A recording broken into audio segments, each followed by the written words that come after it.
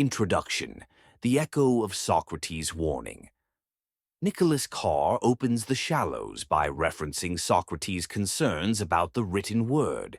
Socrates believed that writing would weaken memory and reduce wisdom by outsourcing knowledge to an external medium.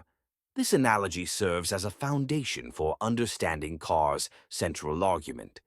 Just as the written word reshaped human cognition in the ancient world, so too is the Internet reshaping our minds in the digital era, but not always for the better. Carr connects this historical perspective to his personal experience. He shares how his ability to focus and read deeply has diminished over the years due to the constant distractions of the Internet. His anecdotal evidence mirrors a collective cultural experience. Many people find it harder to read books, engage in prolonged reflection, or process complex ideas. This introduction sets the tone for the book, framing the Internet not merely as a tool for information access, but as a transformative force that affects the very structure of our brains.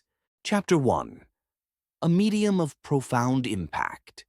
Carr dives into the history of media technologies, explaining how each innovation, from the map to the clock to the printing press, has reshaped human thought. Unlike earlier technologies, which were often specialized, the Internet is a universal medium that integrates text, images, video, and interactivity. Its all-encompassing nature amplifies its cognitive impact. Marshall McLuhan's famous dictum, "The medium is the message," underscores this chapter.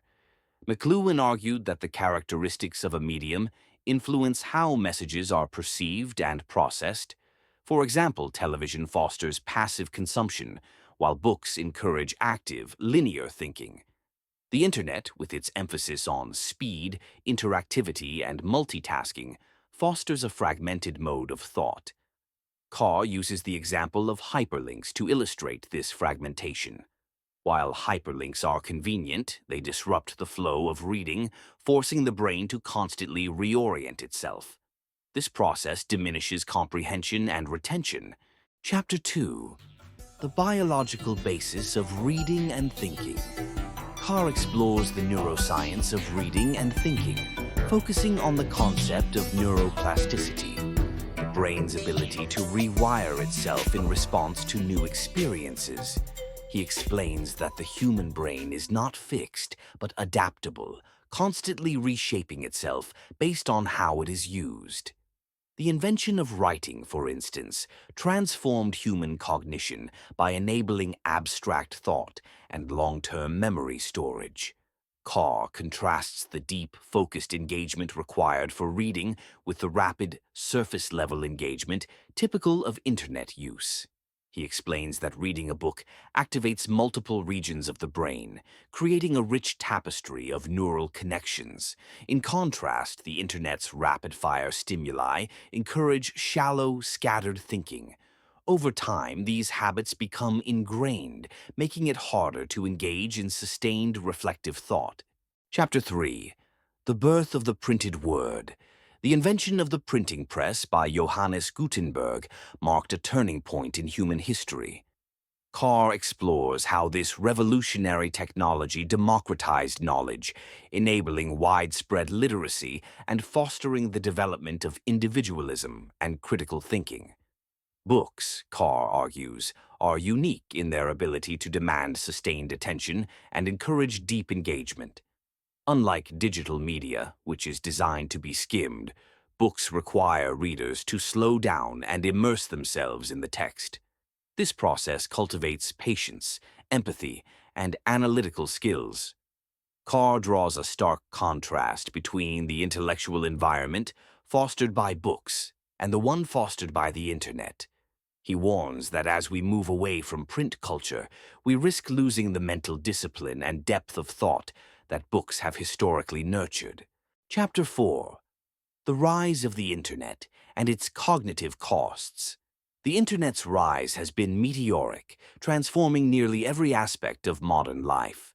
Carr examines how this omnipresent technology affects our cognitive abilities. He highlights several studies showing that multitasking, an essential feature of Internet use, impairs comprehension, memory, and creativity. Carr introduces the concept of cognitive overload, where the brain is bombarded with more information than it can process. The Internet exacerbates this problem by constantly demanding our attention through notifications, ads, and clickable links. Carr also critiques the Internet's emphasis on speed and efficiency, arguing that these priorities are antithetical to deep learning and reflection. True understanding, he asserts, requires time, effort, and focus, qualities that are undermined by the Internet's design. Chapter 5: Memory, Knowledge, and the Human Mind. Memory is a central theme in this chapter. Carr explains the two types of memory. 1. Short-term memory, which holds information temporarily. 2. Long-term memory, where information is stored permanently.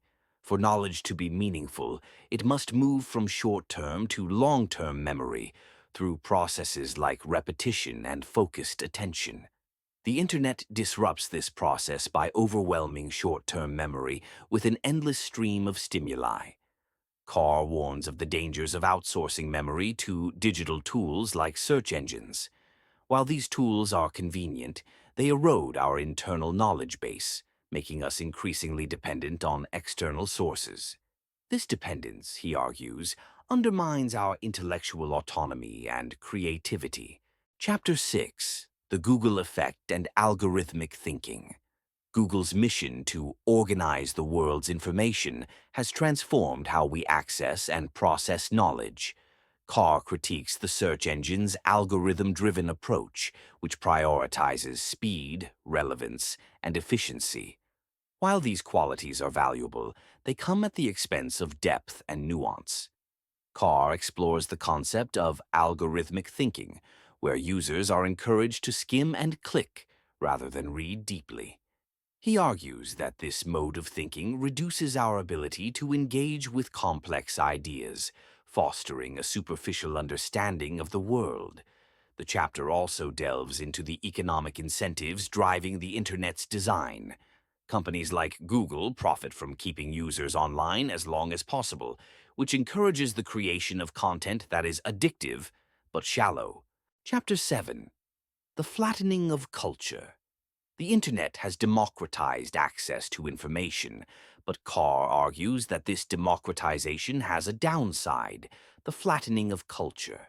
The sheer abundance of content dilutes quality, making it harder to distinguish between valuable knowledge and trivial distractions. Carr laments the decline of traditional gatekeepers like editors and publishers, who once ensured that only high-quality content reached the public. In their place, algorithms now determine what we see, often prioritizing clickbait and sensationalism over substance. This chapter raises important questions about the future of intellectual culture. Will we continue to value depth and complexity, or will we succumb to the Internet's emphasis on speed and simplicity? Chapter 8: Rewiring the Brain.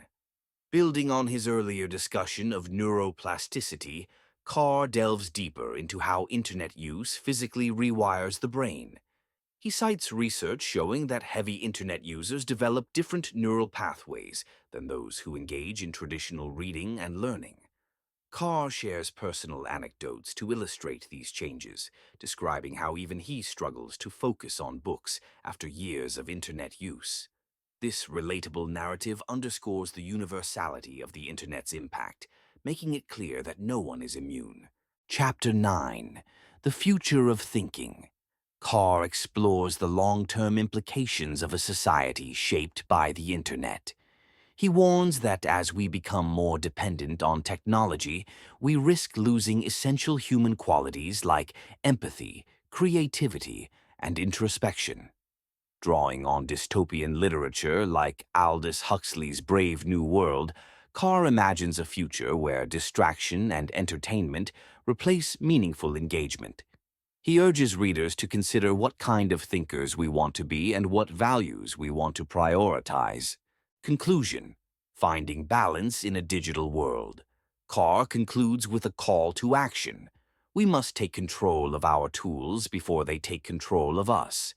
He advocates for a balanced approach that combines the benefits of the Internet with the contemplative habits fostered by books and offline experiences. This conclusion is both a warning and a source of hope, emphasizing that the choice is ours to make. Final thoughts. The profound legacy of The Shallows. The Shallows is not just a critique of the Internet. It's a meditation on the nature of thought, the power of reflection, and the importance of preserving our humanity in a digital age. It challenges readers to look beyond convenience and efficiency, urging them to reconnect with the deeper, richer aspects of human cognition. This extended summary captures the essence of Carr's argument, providing a detailed and emotionally resonant exploration of how the Internet is reshaping our minds and what we can do to preserve the depth and beauty of human thought. I hope you liked this book summary. For more such book summaries, please like, share, and comment on my video. And don't forget to subscribe to my channel. Thanks a lot for watching this video. Bye-bye. See you soon.